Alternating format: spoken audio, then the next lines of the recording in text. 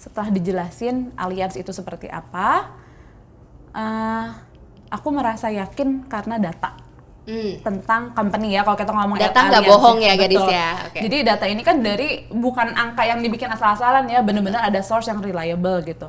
Terus Danar juga familiar lah sama nama perusahaan, bukan perusahaan yang ini apa sih gitu kan ya, gitu kita udah tahu gitu. Nah, lingkungan di sini aku bisa bilang semuanya well educated ya, bukannya mendiskreditkan pihak tertentu ya, tapi maksudnya orang-orang yang dengan tingkat pendidikan tertentu pasti memilih apa-apa tuh dengan berpikir yang banyak tahapan gitu ya. Apalagi gue waktu itu satu yang lihat profile lo juga. Pernah kerja di perusahaan ini. Oke, ini orang-orang kredibel gitu. Akhirnya itu sih yang bikin gue mutusin untuk masuk ke Alive.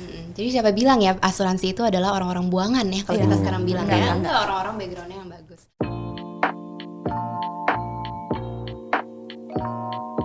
Hello Alive friends, welcome back to Alive Talk bersama dengan aku Amanda Prasetya, salah satu Alive partner. Today kita kedatangan guest speakers yang sangat-sangat spesial teman-teman, yaitu Gadis Sadika and Danar Guritno.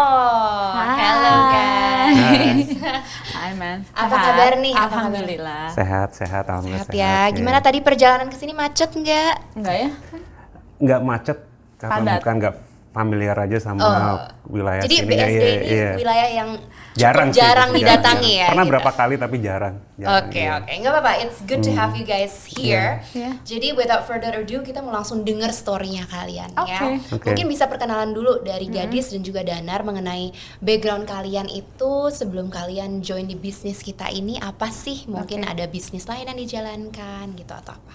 Oke, aku Gadis Sadika. Sebelum bisnis sekolah dulu, terakhir pendidikan aku tuh double master degree di London dan di Prancis, marketing communications and marketing strategy. Terus udah gitu pulang ke Indonesia, aku tuh bikin restoran. Bikin restoran di Bandung, karena memang senang banget sama bidang F&B gitu. Bikin restoran, bikin cake, dan terakhir tuh bikin coffee shop bareng sama suami aku Danar juga gitu. Terus Kenapa gitu kok bikinnya di Bandung? Emang karena aku orang Bandung. Oh, orang Bandung. Iya. Oke. Jadi mulai pindah ke Jakarta kapan tuh? Semenjak menikah sama dia. Dibawa dia diboyong ke Jakarta gitu. Berarti Danar orang Jakarta ya? Iya, Benar, orang Jakarta, iya. Terus ketemunya gimana kalau satunya Bandung, satu Jakarta nih? Jadi dulu tuh pas mau sekolah, ini quite a funny story as well. Jadi mau sekolah nih, aku sekali waktu mau sekolah ke Inggris kan. Nah, dia tuh orang Inggris sebenarnya, walaupun tampaknya kayak gini, dia tuh orang Inggris loh. Nah, dia tuh karena dia tinggal di sana, terus ada sepupu aku, bukan sepupu aku, jadi sepupu aku pacaran sama sepupunya dia waktu itu. Kita belum kenal nih, terus dia bilang, Dis ada sepupu gue tinggal di Inggris, gue kenalin ya gitu buat nanti saat sekolah ada teman. Iya. Udah ya sekolah sih sekolah gitu, dia pacaran sama siapa, gue pacaran pulang ke Indonesia, gue punya restoran, dia punya es krim. Iya. Bener-bener Gitu. jodoh Dia sama entrepreneur kamu ya? juga, jadi kita sama-sama entrepreneur di F&B. Oke. Udah gitu dia, gimana Nar? Ya awal-awalnya muncul komunikasi lagi ya, gue coba usaha lah masukin es krim gue ke tempat restorannya Gadis. Emang basic es krimnya walaupun kita punya cabang, tapi kita coba usaha juga masuk ke restoran-restoran, kafe-kafe dan lain-lain. Nah, salah satunya yang gue dengar si Gadis kan punya restoran di Bandung. Coba gue masukin lagi, kita mulai komunikasi lagi. Oke. Ya udah mulai dari situ ya kita mulai. Restorannya tutup, es krimnya tutup. Es krim gue juga udah tutup. Jadi tetap ada something terus kayak mana, Be? Oke. Itu mungkin jalan Tuhan aja biar kita tuh ketemu gitu ya, bisnis-bisnis Iya, gitu. it's crazy how life works ya. Tapi berarti Danar backgroundnya juga has always been entrepreneur ya?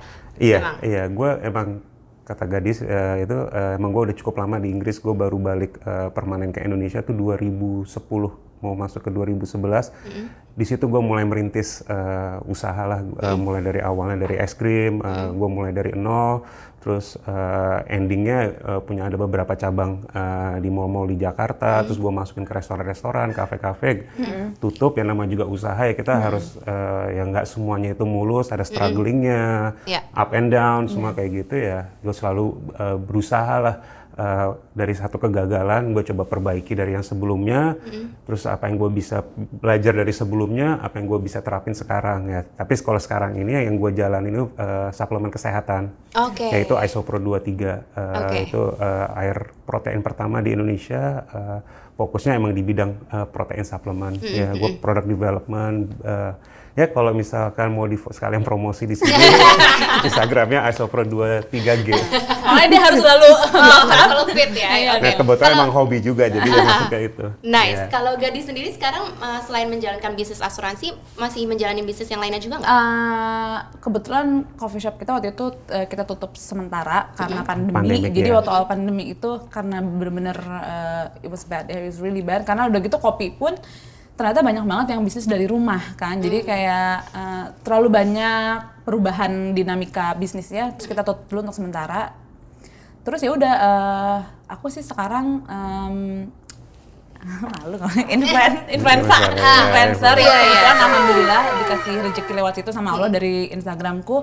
Jadi sekarang ya cuman itu dan Alive. Iya. Gitu. Jadi kita kenal Gadis ini teman-teman dengan nama Gadis Centang Biru. Kalau di Alive terkenal Gadis Jadi Centang setiap Biru. dipanggil sama aku gadis centang biru. Pak udah nggak ada gadis yang lain loh di Alive. Memang benar nggak apa-apa ya teman-teman, influencer juga tetap suatu karir ya di Iya. sini sekarang, di era sekarang ini. Bener. Oke, sekarang tadi udah denger ya backgroundnya Gadis yang menurut aku juga luar biasa gitu ya, udah sekolah di luar negeri, ya begitu juga dengan Danar ya, sempat tinggal juga di Inggris gitu, dan kalian juga punya bisnis sendiri. Kenapa masih memutuskan mau terjun ke dalam bisnis asuransi? Mungkin Oke. bisa sharing dari sisi situ. Jadi waktu November 2020 ya, Oktober-November 2020 deh, aku diperkenalkan nama Alive tuh oleh Rachel Acel, leader aku ya. Terus waktu itu tuh emang dalam masa-masa yang gue kayaknya harus melakukan sesuatu nih, nggak bisa pandemi terus kayak diem doang di rumah, itu cukup menyiksa sih buat aku yang emang ekstrovert gitu. Nah kebetulan Acel cerita, terus aku melihat dari tahapan bisnis, segi bisnis tentu menggiurkan dong ya Ya, Mena. tentunya. Terus kayak ini kayaknya bisa nih gitu ya, gue jalanin, walaupun waktu itu tentu kita ada yang harus dipikirin, ada reservation because it's an insurance business. Yes. Satunya bukan karena insurance itu negatif ya, tapi bener-bener field yang gue nggak tahu itu tuh cara jalaninnya gimana gitu. Nah itu akhirnya, tapi setelah diyakinkan sama Acel dan Askia bahwa semua nanti diajarin loh di sini, lo nggak perlu takut, semua di sini organik, nggak ada yang backgroundnya insurance juga nggak ada dis gitu. Akhirnya gue memutuskan untuk kayak udah gue nyemplung aja deh gitu. Oke, jadi memang trying to try something new Iya. gitu ya, gimana pun juga daripada nggak ngapa-ngapain gitu kan. Karena kan kalau opportunity arises, terus kita nggak ambil, belum tentu itu datang lagi. Dan kayak gue tuh orangnya, ini kalau nggak gue jalanin ntar gue nyesel tuh, terus gimana gitu cara baliknya lagi. Jadi lebih baik gue coba gitu. Iya. Waktu itu ya mikirnya. Karena kita nggak mau regret on the what ifs Iya. gitu Iya, kan ya, mendingan iya, benar. jump on board dulu and see if it works. And nothing to lose as well ya. Nothing to lose, exactly. Nah, kalau gitu Gadis dan juga Danar ya, kenapa specifically pilihnya itu Allianz dan Alive, sedangkan dunia asuransi kan tentunya banyak Iya, perusahaan benar. dan komunitas lainnya gitu. Jadi waktu itu begitu diterangin sama Acel sama Askia, aku langsung cerita sama Danar juga. Pasti apa-apa Iya, kita langsung terbuka cerita sama ya. suami kan ya. Iya. Terus dia juga ikut bantu mikirin, dan kebetulan Danar itu udah open minded mengenai insurance. Saat itu kita juga udah punya insurance buat kita berdua gitu ya. Oke. Jadi bukan yang anti juga sih Iya. sama insurance gitu. Dan setelah dijelasin Allianz itu seperti apa, aku merasa yakin karena data tentang company ya. Kalau kita ngomong Data nggak Allianz bohong ya, Gadis betul. ya. Oke. Jadi data ini kan dari bukan angka yang dibikin asal-asalan ya, bener-bener ada source yang reliable gitu. Terus Danar juga familiar lah sama nama perusahaan, bukan perusahaan yang ini apa sih gitu kan ya, gitu kita udah tahu gitu. Nah, Tinggal di Inggris pasti tahu Iya, Allianz dari banyak- Jerman iya, ya kan. iya. nah terus Alive-nya sendiri itu karena komunitasnya. Satu yang aku lihat siapa yang ngajak, kedua lingkungan di sini aku bisa bilang semuanya well educated ya, bukannya mendiskreditkan pihak tertentu ya, tapi maksudnya orang-orang yang dengan tingkat pendidikan tertentu pasti memilih apa-apa tuh dengan berpikir yang banyak tahapan gitu ya. Apalagi gue waktu itu satu yang lihat profile lo juga pernah kerja di perusahaan ini. Oke, ini orang-orang kredibel gitu. Akhirnya itu sih yang bikin gue mutusin untuk masuk ke Alive. Jadi siapa bilang ya asuransi itu adalah orang-orang buangan ya kalau Iya. kita sekarang bilang ya. Enggak. Enggak, orang-orang backgroundnya yang bagus. Nah, waktu Gadis nih, ini pertanyaan mungkin lebih menuju Iya. kepada Danar juga ya. Waktu Gadis memutuskan menjadi seorang pebisnis asuransi, Iya. bagaimana nih pandangan Danar dan juga keluarga besar kalian berdua deh? Karena bagaimanapun juga tadi Gadis bilang ya, insurance pasti ada reservationsnya, ada Iya. stigmanya. Nah, Iya. jadi gimana nih pandangan Kalau family dari kalian? gue sih pas Gadis bahas ke gue mengenai maksudnya si Aceh waktu itu ya ngajakin prospek bisnisnya. Kalau gue kan emang kata gadis emang cukup terbuka ya. Masalah asuransi itu emang diwajibkan sih dalam hidup kita ya, dalam bentuk untuk kesehatan, rumah, mobil, dan itu emang kita perluin ya. Itu emang udah diterapin di gue ya dari dulu, soalnya kalau di Inggris kan kita punya mobil, kita punya SIM, kita bayar pajak, tapi nggak ada asuransi di mobil itu tetap aja dianggap illegal di jalan. Oh, oke. Jadi diwajibkan. Jadi itu udah di gue pas. Sudah tertanam Iya. ya. Nah pas gadis nanya sih, kalau menurut gue sih bagus ya. Soalnya ini kan membuat banyak orang juga aware. Sebenarnya kan gadis itu kan spreading message juga ya ke orang-orang yang belum aware masalah asuransi. Ini kan maksudnya ini kan ada berkahnya juga ya. Jadi orang realize ternyata asuransi itu emang penting ya, daripada kita kenapa-kenapa lebih baik kita asuransiin dulu dari untuk itunya. Kalau menurut gue sih, gue emang waktu itu ya gue Cukup open. Very open ya.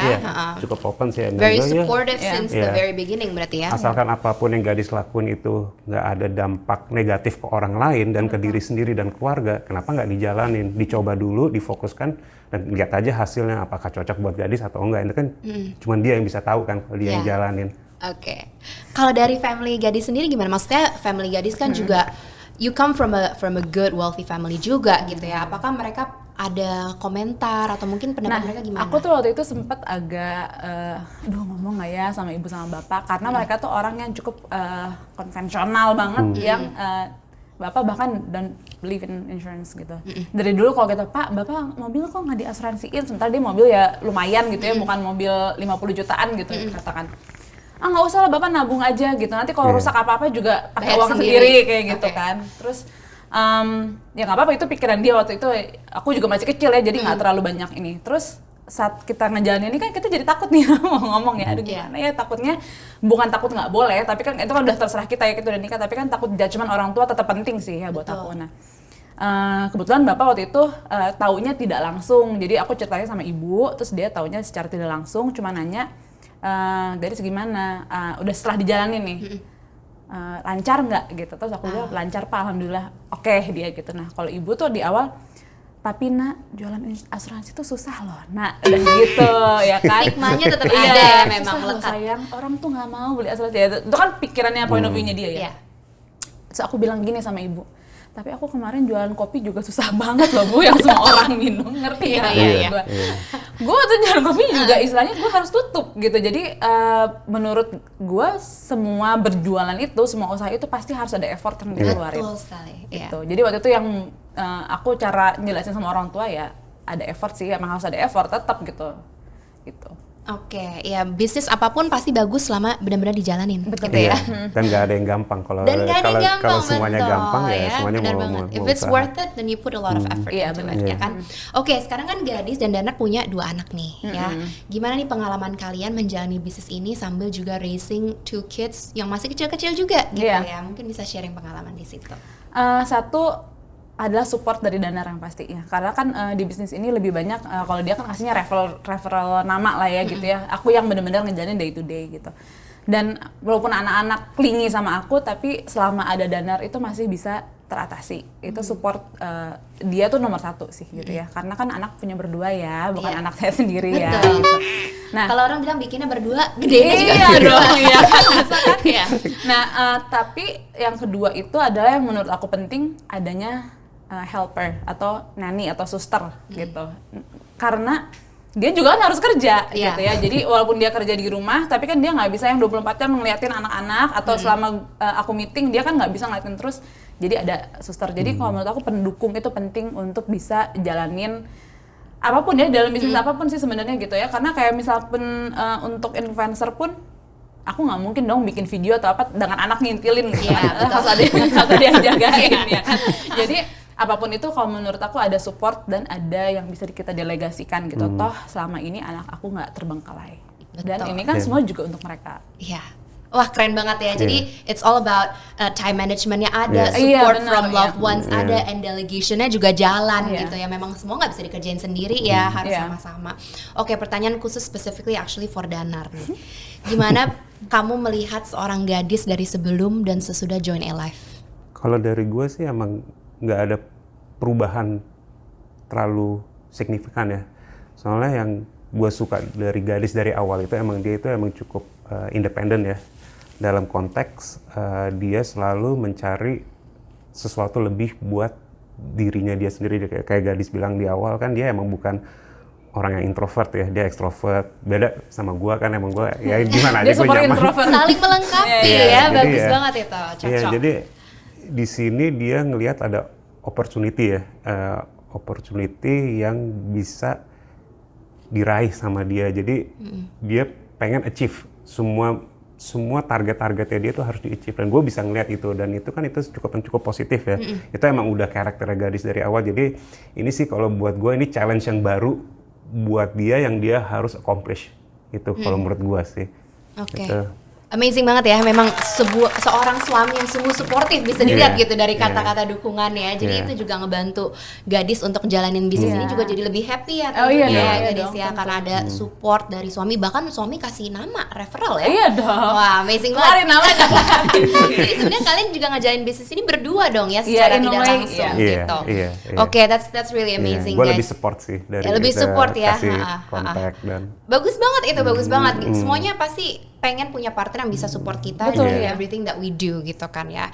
Jadi amazing kalau kalian bisa punya itu. Nah sekarang mungkin pesan untuk Alive Friends nih dari Dana dan juga Gadis ya. Menurut kalian berdua, semua orang bisa nggak sih ngejalanin bisnis asuransi ini? Oke. Kalau menurut aku gini, to be honest ya, tidak semua orang. Oke. Oke? Kenapa tuh? Karena setiap bisnis itu nggak cuma Alive, setiap bisnis itu bergantung sama kepribadian masing-masing. Ilmu sama skill itu bisa dibentuk. Tentu di Alive itu kita tahu ya mainnya semua itu digembleng gitu, dan kita nggak cuma jualan tapi kita dikasih ilmu. Kita dikasih ilmu, kita dididik sedemikian rupa sampai segala tetek bengek deh gitu, kayak manajemen ada semua gitu ya, sampai personal development-nya banyak, nggak Betul. cuma soal asuransi gitu. Betul, itu yang salah satu hal yang ternyata sebanyak ini loh yang dikasih gitu ya. Di Alive ini yang awalnya aku pikir benar-benar cuma jualan insurance gitu, tapi ternyata setelah dijalanin, ini banyak banget nih untuk self developmentnya. Jadi balik lagi, skill sama ilmu itu orang bisa kasih, tapi nggak semua orang mau ngejalanin dan mau nerapin ilmu itu. Jadi kalau menurut aku di Alive ini, kalau you wanna be success, you're driven, lo bisa ngejalanin. Tapi kalau lo pengen ongkang-ongkang kaki di rumah, nggak pengen ngapa-ngapain, ya nggak bisa. Nggak bisa gitu. ya. Karena reward yang kita dapat juga gede. Iya kan? Kalau misalnya kita kerja sehari 2 jam, oke lo jualan mungkin dapat sekian juta gitu ya. Beda dong sama orang yang kerjanya 10 jam, tokonya bukanya gitu ya. Betul. Tentu akan lebih banyak duitnya nih gitu, yang effortnya lebih banyak gitu. Jadi kalau menurut aku di sini yang mau punya effort, yang pengen mencapai sesuatu something big in a short term ya. Tapi dengan effort yang besar tentunya, lo baru bisa deh join Alive. Jalanin di sini. Kalau baperan dan malas, ya forget it. Oke. Gitu. But that's also with any business ya guys Iya, ya. bener sih, Tentunya iya. gitu. Selama kalau kita beneran mau ngejalanin bisnisnya serius ya, ada effort dari dalam diri sendiri, pasti bisa dijalanin. Jadi sebenarnya bisa dijalanin sama semua orang yang mau put the betul. effort. Ya karena gitu. kalau misalnya pekerja dengan pengusaha itu beda, men. Gitu. Jadi kalau misalnya walaupun sama-sama dikejar target ya, tapi kan kalau pengusaha itu lebih kayak self driven ya nggak sih? Iya, Ya, betul. kita harus ngegerakin diri kita sendiri ya. Betul. Tapi kalau misalnya lo bisanya cuma dikasih kerjaan sama orang, ya lo jadi pekerja gitu loh. Betul banget. Itu Kayak bedanya. kalau pengusaha kan toko mau nggak ada customer ya tetap buka aja Bener, gitu ya. iya. Kalau karyawan ya udahlah gue cuma kerja Terima. ya kerja. Iya, bener. Gue disuruh apa ya gue kerja, tapi pengusaha ya jalan terus Iya, gitu kan gitu. ya. Oke, amazing banget Gadis dan juga Danar. Thank you so much for your sharing today. Sama-sama. Kita bisa mengenal kalian jauh lebih dalam lagi ya, dan ternyata melihat keharmonisan kalian Nah, ini berdua. baru pertama kali udah dia muncul. Wow, amazing. Thank you banget ya Danar Belum udah pernah datang. datang nemenin gua ke acara. Tapi sudah hadir. Ternyata udah terlihat supportnya sangat kencang dari seorang Danar ya, seorang suami yang luar biasa. Harus Oke, dong. Alive friends, that's our session for today's Alive Talk. Thank you again Gadis, thank you Pleasure. Danar, Sama-sama, ya main ya. ke Alive Iya dong. HQ ini untuk podcast kita. And thank you again for tuning in, Alive friends. Sampai ketemu di Alive Talk yang selanjutnya. I'm Amanda Prasetya signing out. Bye bye.